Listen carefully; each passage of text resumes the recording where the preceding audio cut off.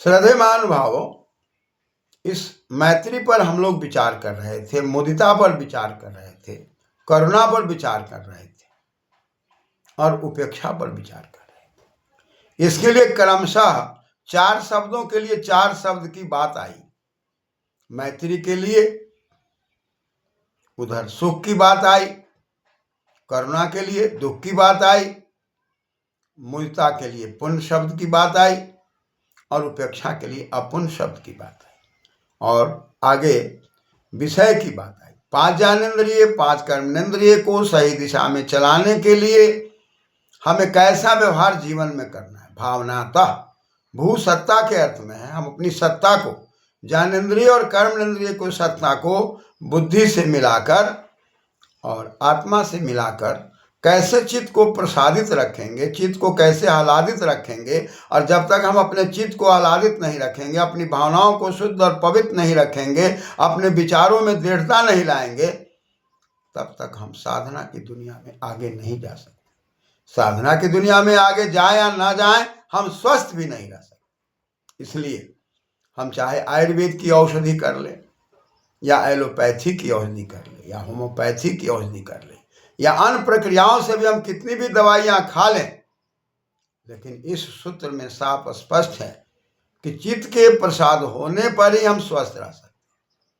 और हमारी भावनाएं यदि चित्त में प्रसादित नहीं है, आनंदित नहीं है, चाहे हम विद्यार्थी हों, चाहे अतिथि हों, चाहे हम आचार्य हों, चाहे प्राचार्य हों, शासक हो, प्रशासक हों, चाहे हम घर परिवार को चलाने वाले हों, हमारी भावनाएं यदि अच्छी नहीं है तो हम स्वस्थ नहीं रह सकते।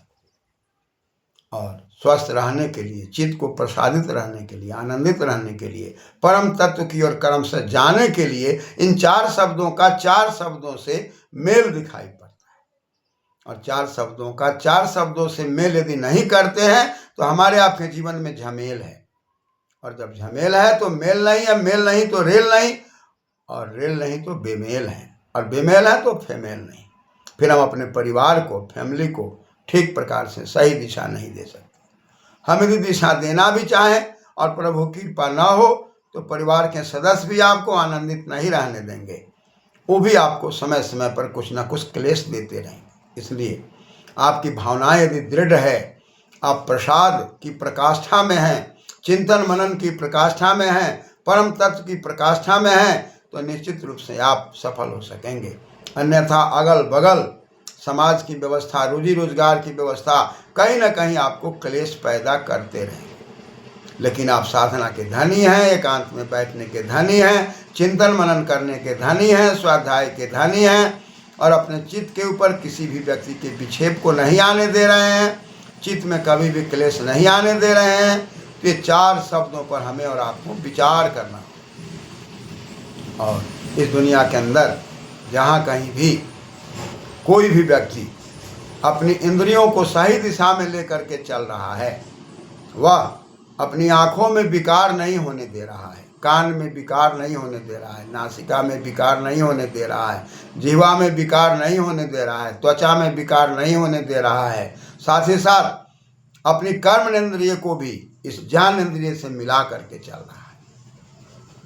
और ज्ञानेंद्रिय से जब कर्मेंद्रिय को मिलाकर चलते हैं और कर्मेंद्रिय में हम कर्म करते हैं, जब कभी हम क्रोध में आते हैं तो वाणी से प्रहार करते हैं, और वाणी से प्रहार करने पर हम नहीं मानते तब हम हाथ से प्रहार करते हैं। वाणी के प्रहार, हाथ के प्रहार। और दुनिया के अंदर जो यह कर्मेंद्रिय है, मुख है, हाथ है, पैर है, इसको प्रहार से बचाते हैं। और यदि नहीं बचा पाते तब मलेंद्रिय में और मूत्रेंद्रिय में भी विकार पैदा होता है। इस प्रकार से ये हाथ, पैर, मुख और मूत्रेंद्रिय और मलेंद्रिय, इन 5 कर्मेंद्रिय के द्वारा जो हमको कर्म करना है, इन कर्मों के लिए हम ज्ञान और विज्ञान से ओतप्रोत होकर आँख के द्वारा सोच समझ करके देखना, कान से सोच समझ करके श्रवण पर न्याय लेना, जीवा से स्वाद पर सोच समझ करके न्याय लेना, अधिक स्वादु के चक्र में ना होना, अधिक सुगंध के चक्र में ना होना, और श्रवण मनन पर भी ध्यान रखते हुए इस कर्मेंद्रिय के द्वारा और ज्ञानेंद्रिय के द्वारा तालमेल स्थापित करने के लिए मन को इंगित करना, और मन को बुद्धि से इंगित करना, और बुद्धि को आत्मा से इंगित करना,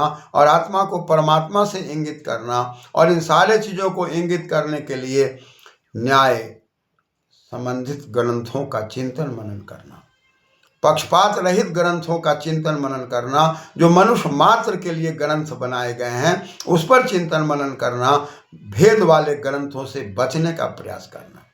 जहाँ पर जात पात की भावना फैलाई जा रही है, क्लेश की भावना फैलाई जा रही है, ऊंच नीच की भावना फैलाई जा रही है, जिसके कारण बाल गोपाल के अंदर हीन की भावना पैदा होती है, इन तमाम चीज़ों से अलग हट करके ज्ञानेंद्रिय और कर्मेंद्रिय को ये चार शब्दों के तालमेल स्थापित करके जीवन जीने की कला को सीखना और सिखाना, जीवन को प्रसादित करना है, अपनी भावनाओं को विकसित करना है, और अपनी भावनाओं के आधार पर समाज की सेवा करनी है। तो इसके लिए पहला शब्द मैत्री है, जहाँ की मैंने आपको बताया कि मान करके समझ करके समान ख्यानों, जिसका आख्यान, जिसका परिचय, जिसका विचार, जिसका रहन सहन एक जैसा हो, वही मित्रता की भावना, वही मैत्री की भावना है, और वो सुख से उसका संबंधित है। अतः सुख से मित्रता का संबंध है, और इस सुख के अंदर ज्ञानेंद्रिय को ठीक से लेकर के चलना। अतः अपनी इंद्रियों को सही तरीके से लेकर के चलना, मैत्रीता की भावना को, मित्रता की भावना को संवर्धित करना है, और सुख का मित्र से संबंध है, और मित्रता की भावना सुख के साथ है, सुख की भावना मित्रता के साथ है। दूसरा शब्द आता है करुणा। करुणा का संबंध दुख से है, दुख का संबंध करुणा से है। ये ज्ञानेंद्रिय में जो दुख की भावना है, वहाँ पर दया की भावना को प्रदर्शित करना, और हमेशा कारगर उपायों से हमेशा दया की भावना को बनाए रखना। जैसा कि आश्चर्य है, और वह आश्चर्य क्या है कि हम किसी भी व्यक्ति के व्यक्तित्व में करुणा के भाव को देखते हैं और उसका संबंध दुख से स्थापित करते हैं, और वहाँ हम दुखी होते हैं, तो निश्चित रूप से परम तत्व की शक्ति आपके साथ होती है, और आप वहाँ पर सफल होते हैं। और किसी भी व्यक्ति के दुख को देखकर करुणा के भाव रखने से ही आपके अंदर परम तत्व का सहयोग मिलने लगता है। ऐसे कितने उदाहरण समाज में, लोकाचार में, व्यक्तिगत में देखा जाता है, जो आप भी चिंतन मनन करके देख सकते हैं। करुणा के भाव पैदा करते ही दुखों से निवृत्ति होने लगती है, चाहे अपना दुख हो या किसी का दुख हो।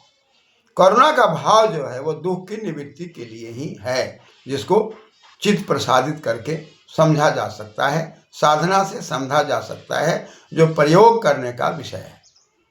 और प्रयोग करने वाले व्यक्ति इसको अनुभव भी करते रहते हैं, करते रहे हैं, और हम आप भी करेंगे। और इसलिए इन सूत्रों पर चिंतन मनन करते हुए मैत्री, करुणा, मुदिता, आपके हमारे घर में, अगल बगल में पुण्यात्माएं भी हैं, जो हमेशा अच्छे कर्मों में लगे हुए हैं। वो न दूसरे का बुरा चाहते हैं, वो केवल भलाई के मार्ग पर लगे हुए हैं, कल्याण के मार्ग पर लगे हुए हैं, चाहे शिक्षा के क्षेत्र में हो, शासन प्रशासन के क्षेत्र में हो, धनोपार्जन के क्षेत्र में हो, अन्याय के द्वारा वो कोई कार्य करना नहीं चाहते। ऐसे पूयते पुण्य, ऐसे पवित्र आत्मा हमेशा समाज में आगे बढ़ते रहे हैं, और वहाँ पर मोद का भाव पैदा होता है। ऐसे पुण्यात्माओं के साथ सानिध्य में रहने पर आप देखेंगे, हम देखेंगे, सब लोग देखेंगे कि आदमी वहाँ पर मोद में रहता है, हर्ष में रहता है, उसका क्लेश, उसका दुख कम होने लगता है। इसलिए पुण्य आत्माओं की संगति हमें और आपको करनी है, और पुण्य आत्माओं को हमें और आपको पहचान करने की शक्ति साधना से प्राप्त होती रहती है। इसलिए इस पुण्य आत्मा का संबंध मुदिता से है, मुदिता का संबंध पुण्य से है। और चौथा शब्द है मैत्री, करुणा, मुदिता, उपेक्षा। उपेक्षा में स्पष्ट है, उप है और इक्षण है। देखने की भावना तो है, दर्शन की भावना तो है, अवलोकन की भावना तो है, लेकिन जैसे ही उपेक्ष लगता है और वहाँ पर अंग और टाप प्रत्यय लग के उपेक्षा शब्द की सिद्धि होती है, तो एकदम स्पष्ट है कि उसके नज़दीक में जाकर देखने वाला व्यक्तित्व तो कैसा है। और वहाँ जाकर देखने के बाद जब वो जान जाता है कि उसका व्यवहार बढ़िया नहीं है, रहन सहन बढ़िया नहीं है, तब वह उसके प्रति अच्छी भावना नहीं रखता या उसके प्रति बुरी भावना नहीं रखता। ना अच्छी भावना रखना है ना बुरी भावना रखना है, उसको उपेक्षा कहते हैं। हम किसी के घर परिवार में जाते हैं, घर परिवार में जाने के बाद कितनी खिड़कियां हैं, कितने मकान हैं, कितनी सीढ़ियां हैं, इस पर हम प्रायः ध्यान नहीं देते। ठीक उसी प्रकार से जो समाज के अंदर पुण्य आत्मा नहीं है, जो अच्छे मार्ग में नहीं चलते, वेद आदि शास्त्रों का सत्संग नहीं करते, प्रातःकालीन से लेकर सायंकालीन सदर तक अपनी दिनचर्या को वेदमय नहीं बनाते, या वेदमय उनका जीवन नहीं होता, सत्संगमय उनका जीवन नहीं होता, कहीं ना कहीं कला और क्लेश से युक्त जीवन होता है। तो कहा कि इसके लिए क्या करना है, तो कहा कि वो अपुण्य आत्मा है, वहाँ पर पवित्रता की कमी है। और जब पवित्रता की कमी है, ऐसे आत्माओं से जब आप जुड़ने लगेंगे तो आप में भी पवित्रता का अभाव होगा। इसलिए वहाँ पर उपेक्षा की बात कही गई।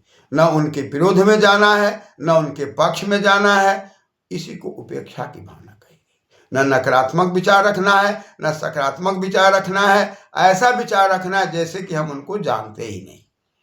यही जीवन जीने की कला शास्त्र में बताई जा रही है कि 4 शब्दों को समझकर, चित्त को प्रसादित करके, भावनाओं को अच्छी बना करके हम जीवन को जी सकते हैं और समाज के अंदर हर प्रकार से जियो और जीने दो की भावना को रखकर घर परिवार समाज को ठीक प्रेरित कर सकते हैं और साधना की दुनिया में जा सकते हैं। इसलिए मित्रता और सुख का संबंध, दुख और करुणा का संबंध, और मुदिता और पुण्य का संबंध, उपेक्षा और अपुण्य का संबंध, इस संबंध पर चिंतन मनन करते हुए हमें जीना है। धन्यवाद।